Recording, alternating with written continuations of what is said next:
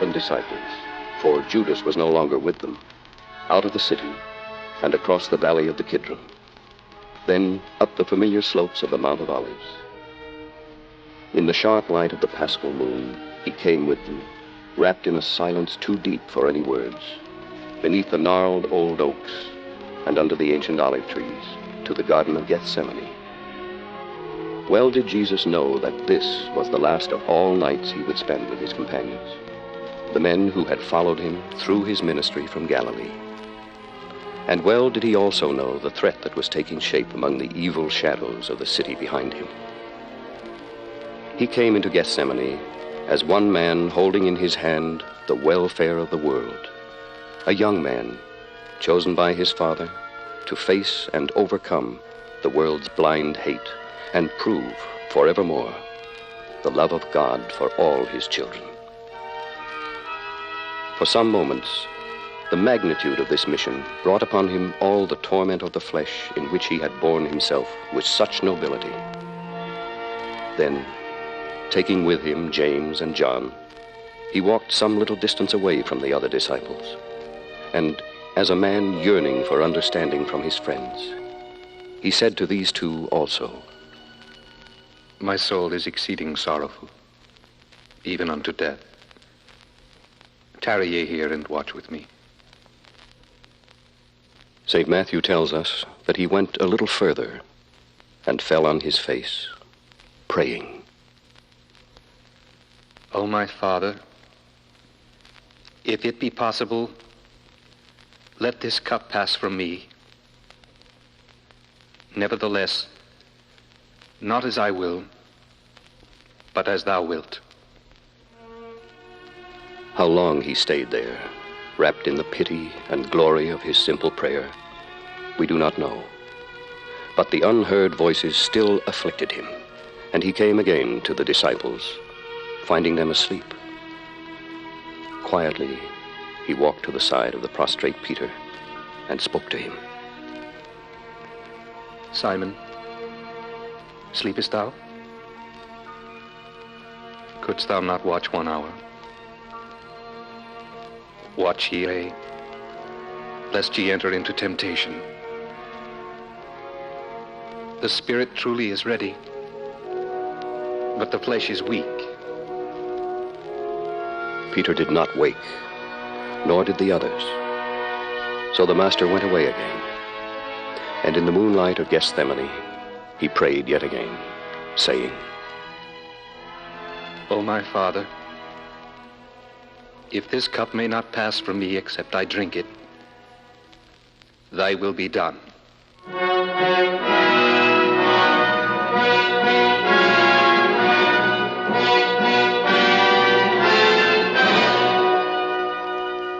The human yearning for some small assurance from his beloved friends brought him back to them yet a second time. But still they slept. And back he went again, some distance from them, more alone now than he had ever been.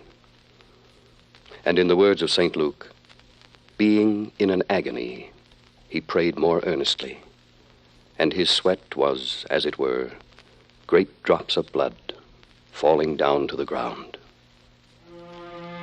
Thy will be done. The battle had been fought now, and the victory won. He came again to his disciples, and he said unto them, Sleep on now, and take your rest. Behold, the hour is at hand, and the Son of Man is betrayed into the hands of sinners. Indeed, the traitor was at hand. As St. John has it, Judas then, having received a band of men and officers from the chief priests and the Pharisees, cometh thither with lanterns and torches and weapons. Despite the moonlight, I scarce can tell one from another in yon group beneath the trees. But this man can. He knoweth well his master, even in the night. Dost thou not, Judas? Whomsoever I shall kiss, that same is he. Hold him fast. That indeed we will. Watch me. Hail, master! Friend, wherefore art thou come?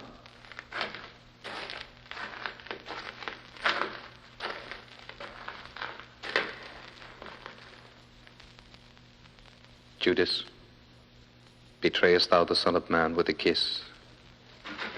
Captain, seize that man and hold him fast. Lest these his friends resist thee. One of them had a sword, I see. John, James, this is no time for words. Help me. Peter, what wilt thou doest? Peter, thou art beside thyself. He hath attacked the high priest's servant. He hath smitten off his ear. Suffer ye thus far. Merciful heaven, the Lord hath touched the man's ear and healed him again. Put up again thy sword into its place. For all they that take the sword shall perish with the sword. Captain, see that this Jesus be held safely there. Be ye come out as against a thief, with swords and staves?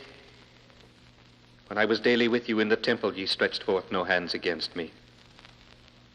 But this is your hour, and the power of darkness.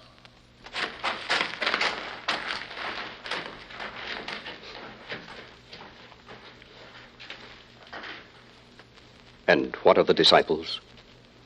With the brevity of shame, St. Mark informs us that they all forsook him and fled. All, that is, save Simon Peter, who followed him afar off.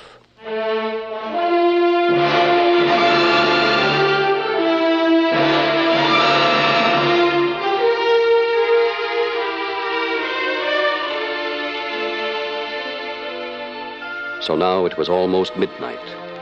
Yet the excitement of the elders of the Jews had risen to fever pitch, and in any case, tradition made them eager to dispose of the matter before the feast of the Passover should begin.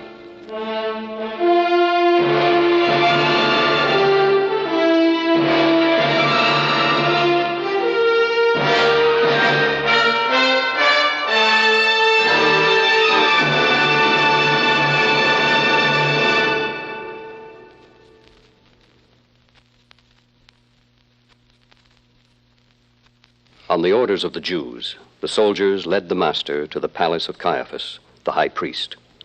And by the time they reached this ornate building, the rest of the scribes and elders were already assembled there.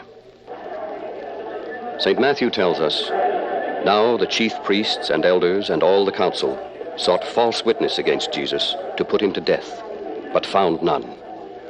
At the last came 2 false witnesses. One of them provided the spark that was to ignite the flame of open violence. This fellow said, I am able to destroy the temple of God and to build it in 3 days. Thou, Jesus, answerest thou nothing? What is it which these witness against thee? See how the Nazarene stands there, saying not a word. Hath he naught to say in his defense?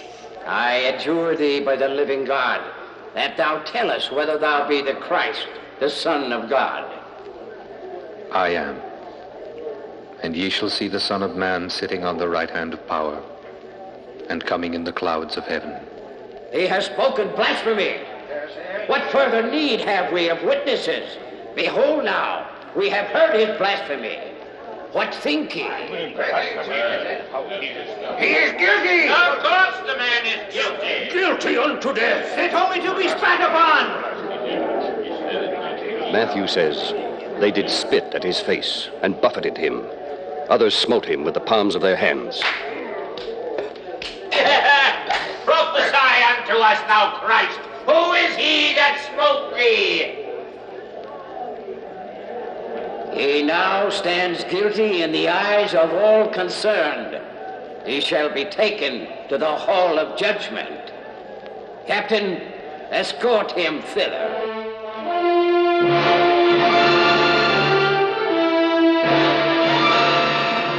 The council of the Sanhedrin waited now for the hour in which they could themselves go to the praetorium, where Pontius Pilate, the procurator, would give judgment.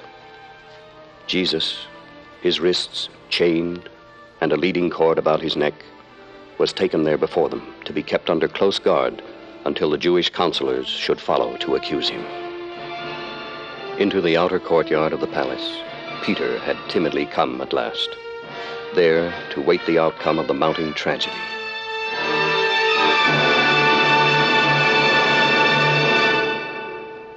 They had lit a brazier of coals out there, and he sat wrapped in his cloak, half in the shadow, half in the flicker of the firelight, And there it was that a damsel came unto him and said, Thou also wast with Jesus of Galilee.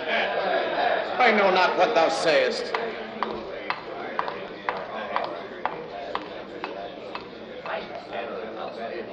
He left the warmth of the fireside and strode in bitterness out onto the porch again.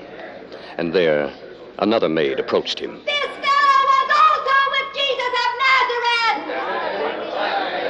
I do not know the man.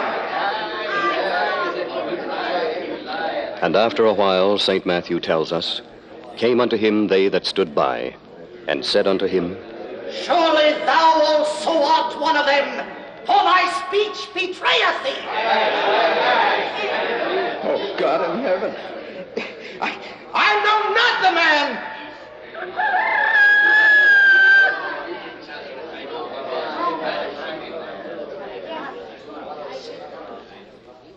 I tell thee, Peter, the cock shall not crow this day, before thou shalt thrice deny that thou knowest me. And it was at that moment also that Jesus was led across the courtyard, out toward the hall of judgment. And St. Luke says, and the Lord turned and looked upon Peter.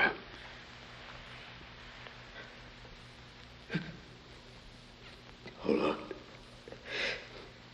O Lord, my Lord. I was beside thee in Gethsemane.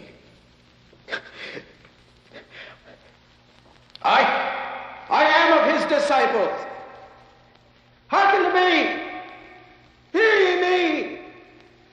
I said, I am of his disciples. My name is Peter. I followed after him. I followed after him.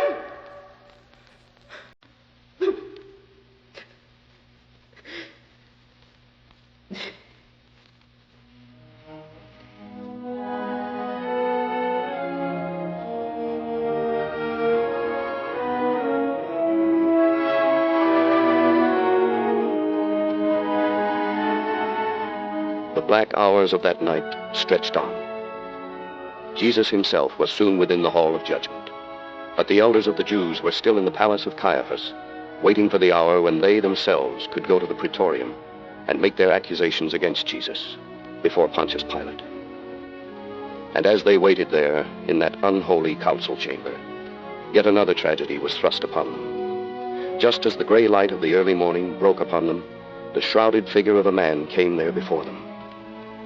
What this man, this soul-tortured Judas Iscariot, had done, or where he had been since that earlier hour in the Garden of Gethsemane, we do not know. But as his master suffered shame on shame and infamy on infamy, he had begun to glimpse, at last, the vastness of the crime to which his hate and greed had led him. It was too late now, and Judas knew it, to turn back the tide of history. There was, in fact, but one thing, one small thing left that he could do. And coming again before Caiaphas and those selfsame elders of the Jews, he did it.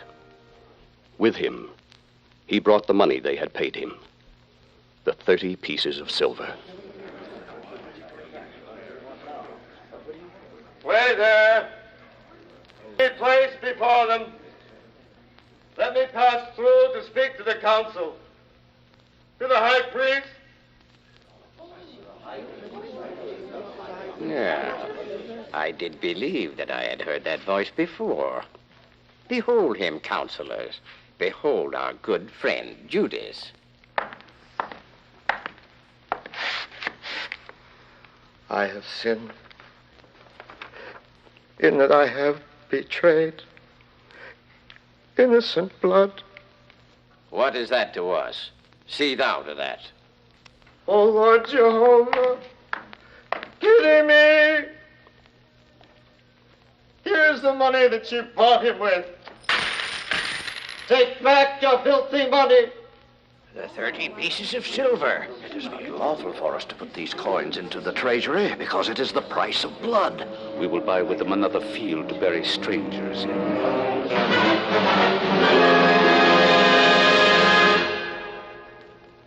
So Judas departed, And early on the morning of the day of crucifixion, he hanged himself.